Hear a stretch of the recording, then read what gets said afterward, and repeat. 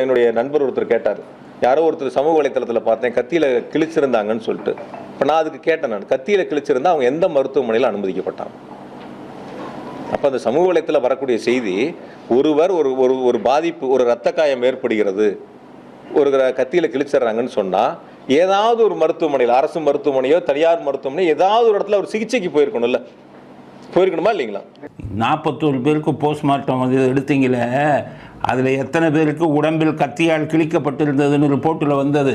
உங்கள் டாக்டர்களை வச்சுக்கிட்டு அவசரமாக ஒரு ரிப்போர்ட்டை சொன்னால் நம்ம வண்டவாளம் வந்துடும்னு சொல்லி ஒரு போலியான ஒரு போஸ்ட்மார்ட்டம் பிரேத பரிசோதனை வாங்கியிருக்கீங்களே, அந்த 41 பேரில் எத்தனை பேர் உடம்புல கத்தியில் கிழிச்சிருந்ததுன்னு ஒழுங்கான பிரேத பரிசோதனை நடந்திருந்தால் தெரிஞ்சிருக்கும். இப்போ ஆஸ்பத்திரியில் அட்மிட் பண்ணியிருக்காங்களே 50 பேருக்கு மேலே 100 பேர் வரை, அவங்களெல்லாம் என்ன ட்ரீட்மெண்ட், இன்ஜுரி சர்டிஃபிகேட் வாங்கி கொடுங்க. நாங்கள் சொல்கிறோம் உடம்புல கிழிச்சிருந்தது, அவங்களுக்கு இன்ஜுரி சர்டிஃபிகேட்டில் இருக்கா இல்லையான்னு. அவன் தான் எடுத்துக்கிட்டு இருக்கான் 100 பேருக்கு மேலே. அவனை என்ன மறைக்கிறீங்க? சுப்பிரமணியம் வச்சுக்கிட்டு ரிப்போர்ட்டை மறைக்கிறீங்களா இல்லையா? இன்ஜுரி சர்டிஃபிகேட்டை கொடுங்க.